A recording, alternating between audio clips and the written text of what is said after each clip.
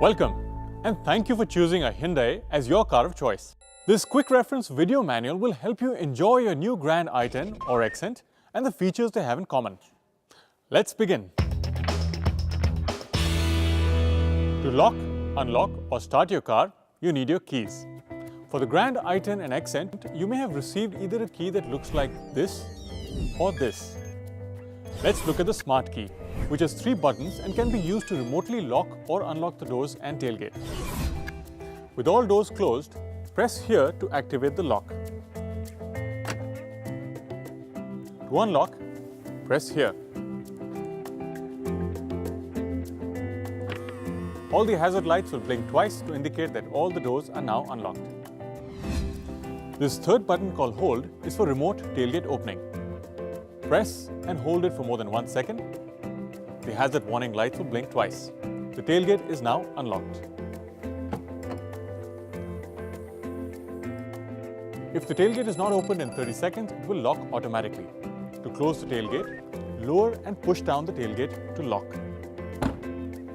Once you have closed the tailgate, it will lock automatically. You can do more with this Smart Key. For instance, you can open or shut the car door without inserting the key. Just press the button on the front outside door handle as you pull.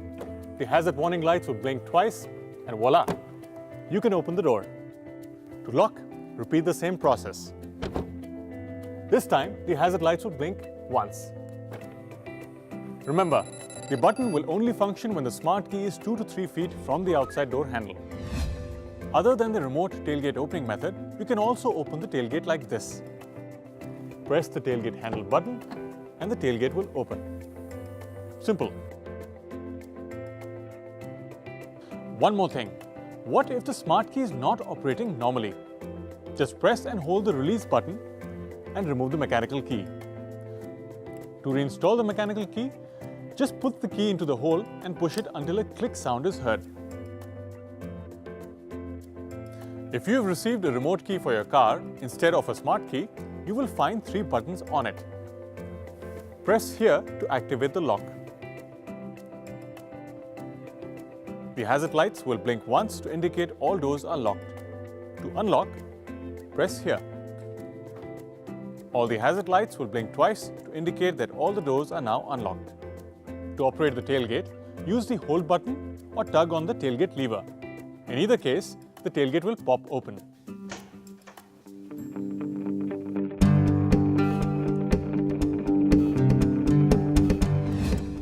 From the driver's seat, with just one action, you can lock or unlock all the doors using the lock switch. If you press down on the front portion, all the car doors will close. If you press down on the rear portion, all the car doors will open.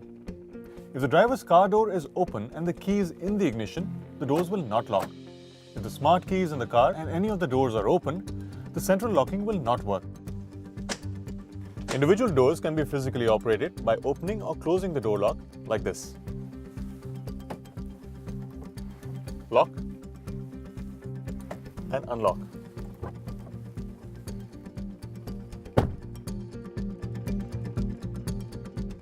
Your car has child protector rear door locks.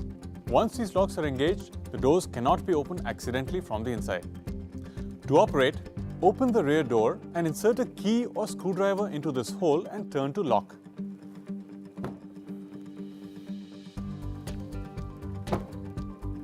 The child protector lock is activated. The door is now locked and cannot be opened from the inside. To open the door from the outside, simply pull the outside door handle. To deactivate this feature, open the door, insert a key or screwdriver and turn to unlock position.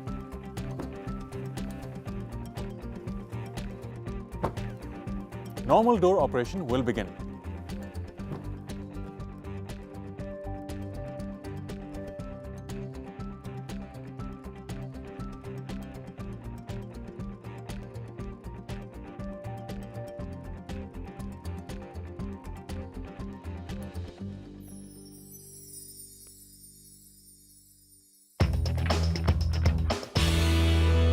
I'm now going to show you how to open the engine hood and the fuel filler door. Before you open the hood, engage the parking lever. Now, to open the engine hood, pull the release lever, the hood will pop open. Go to the front of the vehicle, raise the hood slightly and push the secondary latch which is in the center inside the hood. Now simply lift the hood. Pull out the support rod from the side of the hood and fit it to the slot provided. This will hold the hood open till you need it. When you're done, release the support rod, lower and gently drop the hood into place. It should close with a firm click. To open the fuel lid, pull up the fuel filler lid opener located on the front floor area on the driver's seat. The fuel filler lid on the side of the car will pop open. Now turn the cap counter clockwise to open. To close, simply screw the cap back on and shut the door. You will hear a gentle click. You should be aware of the location of your car's vehicle identification number. This is also called the chassis number or VIN and is a unique serial number used for registering your car and in all legal matters pertaining to its ownership. You can find it in two places, punched on the floor under the driver's seat or on the driver's or passenger's car door as part of the vehicle's certification label. Another important number to know of is the engine number, which includes coded information such as year of manufacture, country of manufacture and engine type. It is stamped on the engine block. The tyre specification and pressure label is found on the driver's side center pillar. It tells you the recommended tyre specification. Most of us check our tyre air pressure only when we refuel. However, this may not be accurate since the tyre will have been in use for a long time. Make sure the tyres are cold, in one position for at least 3 hours or haven't been driven for more than 1.6 kilometers before you check the air pressure. Tyres do not wear out in exactly the same manner. To equalize tread wear, it is recommended that tyres be rotated every 10,000 kilometers or sooner if irregular wear develops.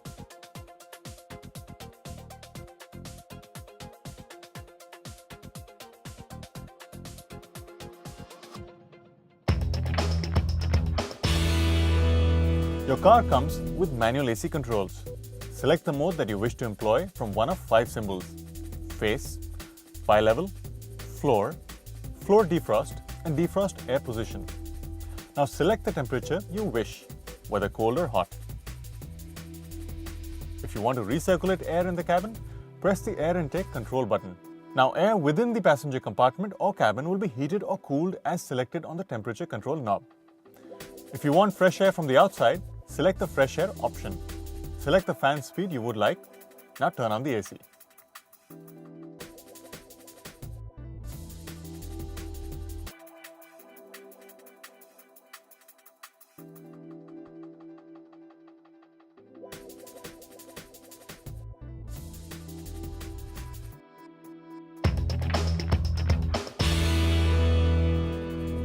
Your car may come equipped with a cooled glove box.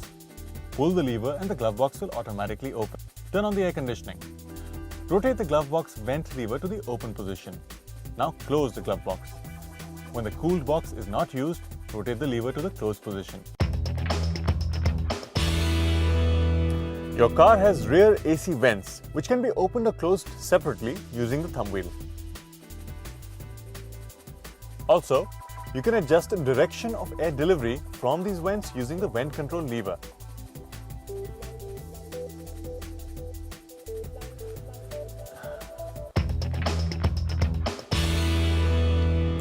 Let's discover how to handle fog and frost.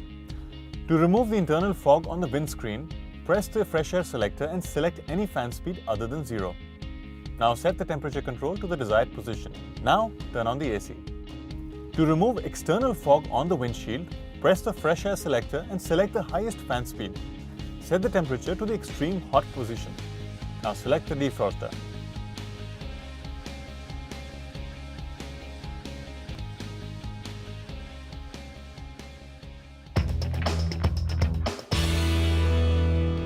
Here's how to operate the windshield wiper. The windshield wiper switch has 5 positions: mist, off, int, low and high. In mist position, you will obtain a single wiping cycle. Push the lever upward and release it. Wipers will operate continuously if the lever is pushed upward and held. In the off position, the wiper will not work. In the int position, the wiper operates intermittently. Use this mode in a light rain or mist. In low position, you will get a normal wiper speed. In high, you will get a fast wiper speed. Suppose you find that the windshield is not as clean as you desire, use the windshield wiper. In the off position, pull the lever gently towards you to spray washer fluid on the windshield and to run the wipers for 1 to 3 cycles. The spray and wiper operation will continue until you release the lever. The rear window wiper and washer switch is located at the end of the wiper and washer switch lever. Turn the switch to one of two positions. On for normal wiper performance and off when the wiper is not required. To spray rear washer fluid and to run the rear wipers 1 to 3 cycles. The spray and wiper operation will continue until you release the lever.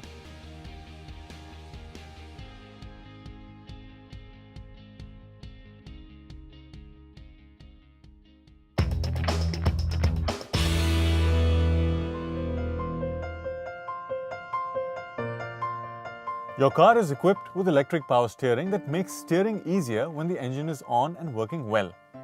Your car also allows you to select a convenient steering wheel position thanks to the tilt steering. It is simple to operate. Just pull this lever downwards to unlock. Then raise or lower the steering wheel to the desired position. Finally, lock the steering in place.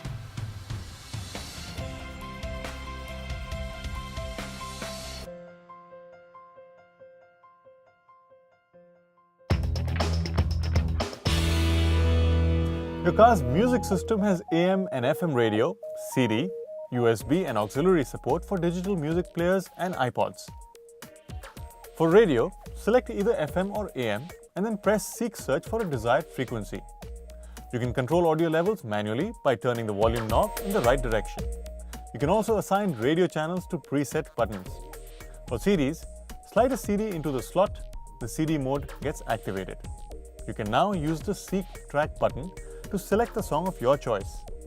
You can also select a track randomly with the random button or repeat any track with the repeat button. You can also pair your smartphone to the car through the Bluetooth function. Select phone. Select pair phone through the tune knob. Search for device names as displayed on your mobile phone and connect. Input the passkey displayed on the screen. The device name and passkey will be displayed on the screen for up to 3 minutes. You will be notified when pairing completion occurs. In some mobile phones, pairing will automatically be followed by connection. If pairing is not completed within 3 minutes, the mobile phone pairing process will automatically be cancelled. It is possible to pair up to 5 Bluetooth wireless technology enabled mobile phones. Your car comes equipped with steering wheel audio controls. Press upwards to increase volume and down to decrease the same. Press the mute button to cancel the sound and once more to activate it. The mode button allows you to select between the CD and radio modes. You can use the Seek button to select radio station, to forward or rewind a CD, to select preset radio stations, move up or down between tracks, etc. The audio system allows for all kinds of other functions and features. Be sure to look through the audio system section in your owner's manual.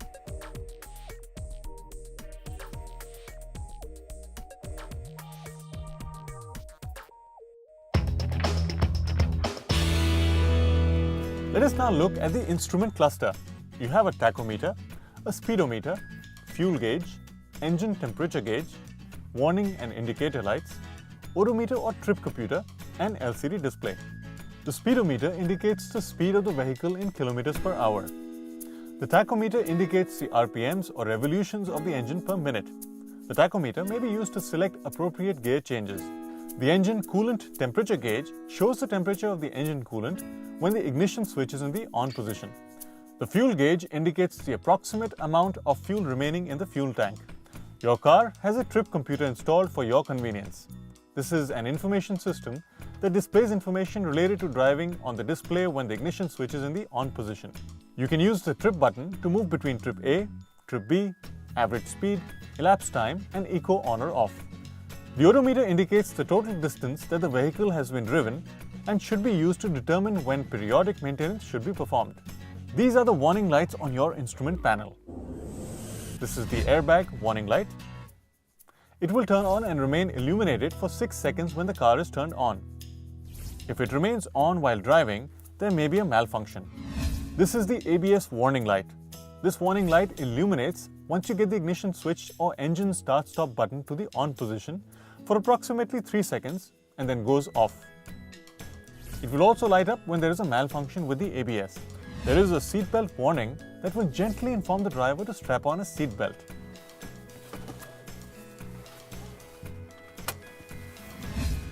The EPS warning light illuminates once you set the ignition switch or engine start-stop button to the on position and remains on until the engine is started.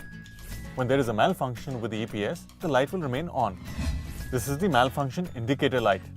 This warning light illuminates once you set the ignition switch or engine start-stop button to the on position. It remains on until the engine is started. When there is a malfunction with the emission control system, the light will remain on. If any of the warning lights remain on continuously, we recommend that you have the vehicle inspected by an authorized Hyundai workshop. The outside temperature gauge indicates the current outside air temperature. You can reset the gauge to Fahrenheit or Celsius readings. The transaxle shift indicator suggests the desired gear to use while driving to save fuel. This is the parking brake warning light. Once you set the ignition switch or engine start-stop button to the on position, it illuminates for approximately 3 seconds. It remains on if the parking brake is applied. When the brake fluid level in the reservoir is low, the light will remain on.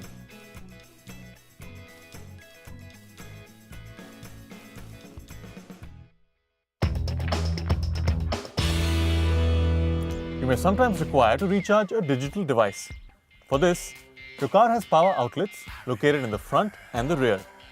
Do remember that any devices you connect to the power outlet should draw less than 15 amps with the engine running. If you have to stop in a hazardous location or to change a tire, use the hazard warning flasher. First, pull over as far off the road as possible. Now depress this hazard switch. All turn signal indicators will automatically begin to blink. The hazard warning lights will operate even when the key is not in the ignition switch. The light switch has 3 positions: off, parking, and headlight. Off switches off the lights. Parking light ensures that the parking light, trunk light, license plate light, and instrument panel lights are turned on. Headlight position ensures that the headlights, trunk light, license plate light, and instrument panel lights are turned on. To turn on the high beam headlights, push the lever away from you. To return to low beam, pull it towards you. To flash or dip the headlights, pull the lever towards you and release. To signal a turn, push down on the lever for a right turn or up for a left turn. The lever will return to the off position when released or when the turn is completed. To use the fog lights, first turn on the parking light. Now switch the front fog light on. To turn off the front fog light, turn the switch to the off position. This is the room lamp. In the first position, the light will remain on. In the second position, the door light will come on when the door is open. When remotely open, the room lamp will remain on for some time. In the third position, the light will stay off. The luggage room lamp comes on when the tailgate is opened.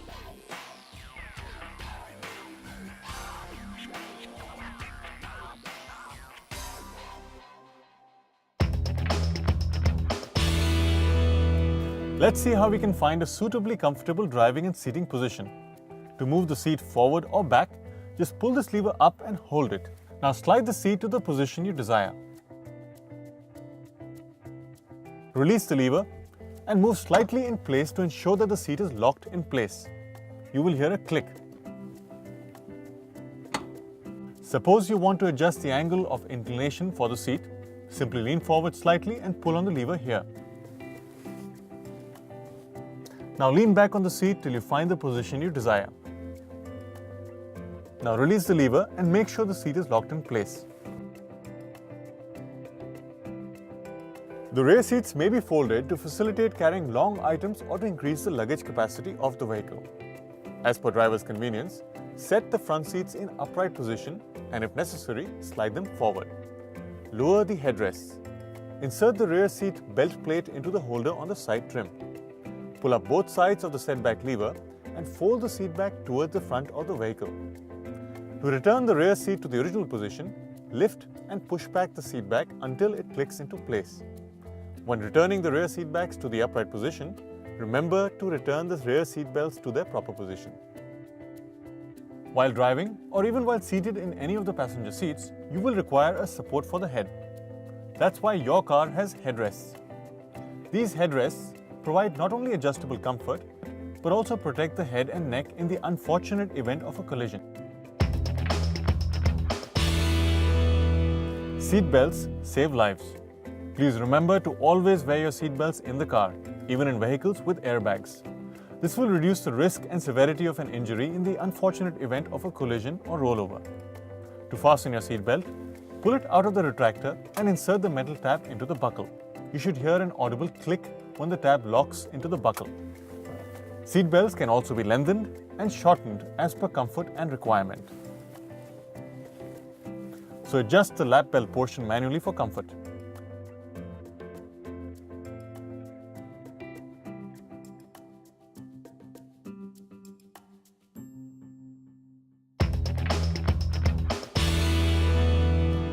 If you're traveling with children, make sure they're seated in the back seat, ideally in an installed government-approved child car seat.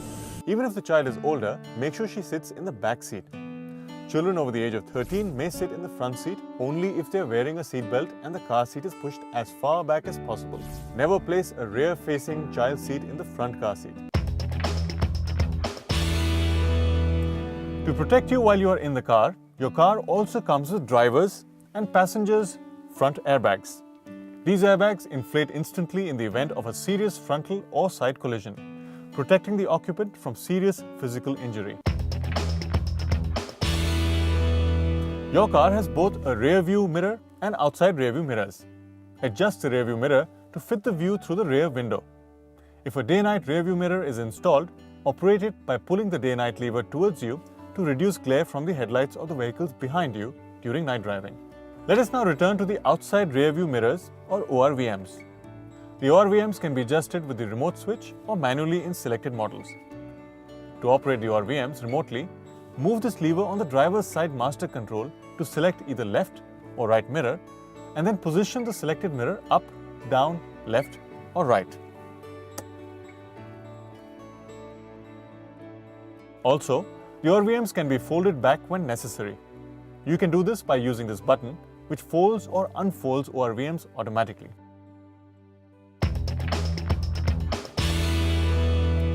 Your car has floor mat anchors or hooks. All genuine Hyundai floor mats attach firmly to the floor hooks in your vehicle. This prevents the floor mat from sliding forward and bunching uncomfortably under your pedals or feet. Your car has power windows on all 4 doors. To operate them, first make sure the ignition switch is in the on position. Each door has a power window switch that controls the door's window. To open or close a window, press down or pull up the front portion of the switch. The driver's door has master power window controls, which can operate all the car windows. The driver also has a power window lock switch, which can block the operation of rear or front windows. The car also features an auto-down facility. Depressing the driver's window switch and releasing it completely lowers the driver's window. If the model you purchased comes with manual windows, raise or lower the window by turning the window regulator handle clockwise or counterclockwise.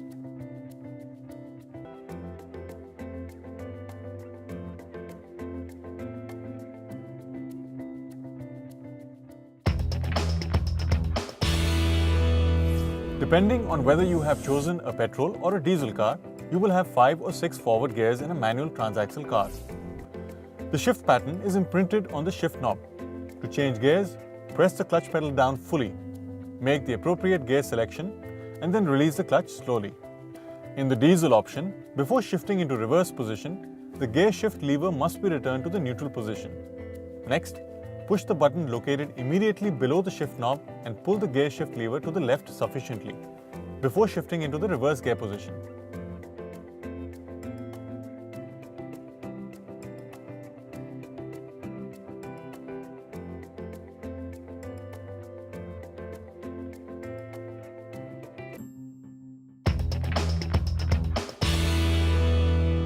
Your car is also equipped with rear parking assist system. It works when the engine is on and the shift lever is in the reverse position. The rear parking assist system aids the driver during backward movement of the vehicle by chiming if any object is sensed within the distance of about 120 centimeters behind the vehicle.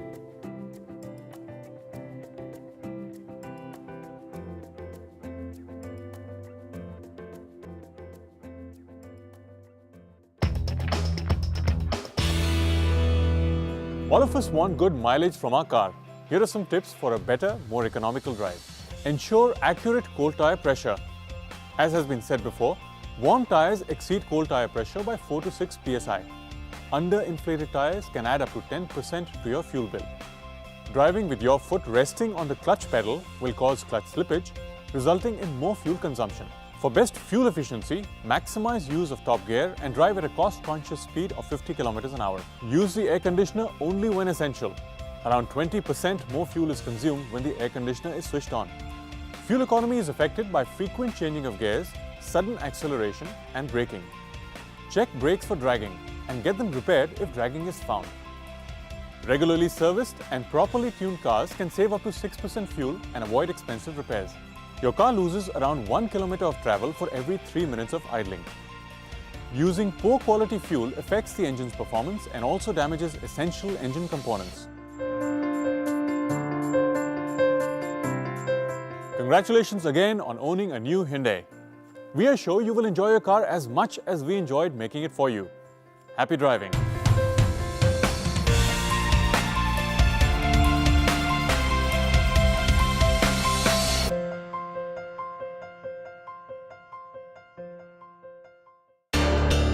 Hyundai.